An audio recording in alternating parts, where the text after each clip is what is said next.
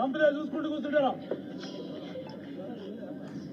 అరే ఒక మర్డర్ అయింది, ఇద్దరు చచ్చిపోయిన ఇంకోటి చచ్చిపోయేటట్టుంటే మీరు వాళ్ళకి ఎంకరేజ్ చేసేట్లండి. ఎందుకు ఓపెన్ చేయించారు? ఓపెన్ చెప్పారు పోలీసులు ఓపెన్ చెప్పారు, ఇక్కడ అందరూ చెప్పారు, మీరు చెప్పారని ఓపెన్ చెప్పలేదు సార్. ఏమన్నా అంటే అరే ఎట్లానండి మీరు వి డోంట్ మైండ్. అరే చచ్చిపోతా ఉన్నారండి, ఈ గుండా ఇదంతో చచ్చిపోతా ఉన్నారు. ఎవరు జవాబు చెప్తారు మాకు? ఈయన గుండాయిజం గురించి మాట్లాడుతుండే ఈయన సొక్క పూసట. ఒక లేడీ ఆమె పాపం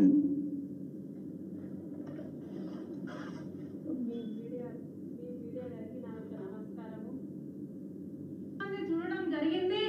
నేను ఆ రోజున పరిగెత్తి అక్కడ దొరికితే నన్ను చంపే పరిస్థితి. నేను అక్కడ నుండి ఈమె ఆ రోజు పెట్టింది, ఆ రోజు ప్రెస్ మీట్ పెట్టింది పాపం. ఆ రోజు తర్వాత పట్టించుకోకపోతే మళ్ళీ మొన్న వెళ్ళింది పాపం. మొన్న ఏ డేటు?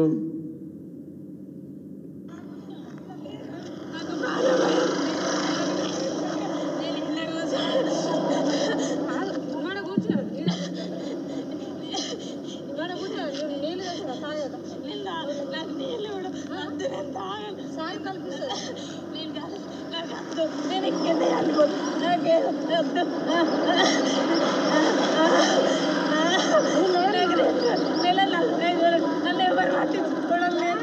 ఇన్ని రోజుల నుండి కూడా ఎవరు అరెస్ట్ నన్ను చంపుతారట. శ్రీధర్ బాబు ఆశిస్తే ఉన్నాయి అని చెప్పేసి వాళ్ళ ఫోన్ తీసుకొని వాళ్ళ చెల్లె లాయరట.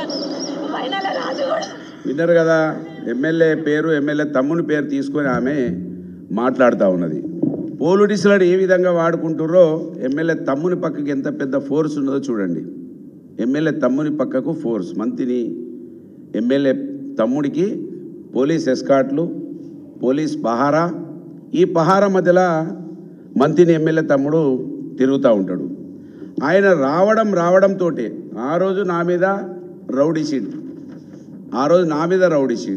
2007 నుంచి 14 వరకు నేను ఇదే ఎమ్మెల్యే మీద ప్రజాస్వామ్యబద్ధంగా పోరాటం చేస్తే ప్రజల పక్షాన నా మీద రౌడీ షీట్లు. ఆ తర్వాత రాగానే మా వాళ్ళ మీద ఇద్దరి మీద రౌడీ షీట్లు, రాజిరెడ్డి, అనిల్ రెడ్డి అనే వాళ్ళిద్దరి మీద రౌడీ షీట్లు. అంతేకాకుండా అక్కడ ఇప్పుడు మా పూదరి సత్యనారాయణ గౌడ్ అని మా నాయకుడు ప్రజల పక్షాన ఉంటే ఆయన ఇల్లు కూలగొట్టేసేసారు. మొన్న ఆయన ఇల్లు కూడా ఆయనకు సంబంధించిన కొన్ని షెడ్లు కూలగొట్టేసేసారు. పోలీస్ ఎస్కాట్ పెట్టి ఇల్లు కూలగొట్టేసేసారు. అంతేకాకుండా మళ్ళీ ఎవరితోటి ఒక బినామీ స్టేట్మెంట్లు ఇచ్చుడు, కేసులు పెట్టుడు.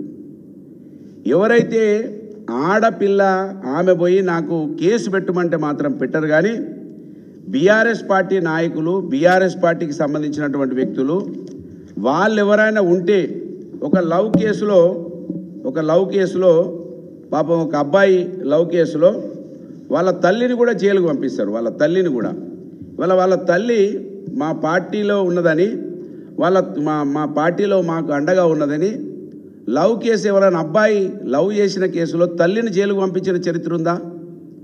తల్లిని ఎప్పటి కేసు ఇది?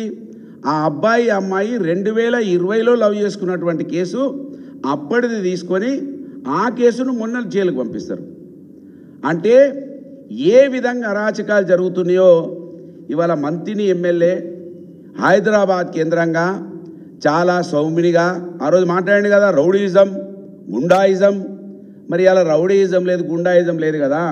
పాపం ఒక ఆడపిల్ల నన్ను బతికించండి, డబ్బులు తీసుకున్నాడు, వాడుకున్నాడు మీ యూత్ కాంగ్రెస్ నాయకుడని ఆమె పోలీస్ స్టేషన్ ముందర కూర్చొని విజ్ఞప్తి చేస్తున్నది, ఎమ్మెల్యే పేరు తీసుకుంటున్నది.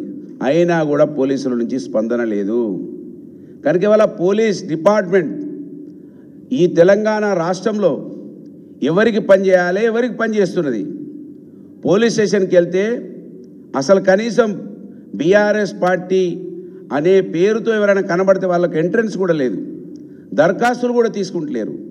అంటే ఇది హైదరాబాద్ నుంచి గ్రామీణ ప్రాంతాల వరకు ఇదే విధంగా నడుస్తూ ఉన్నది.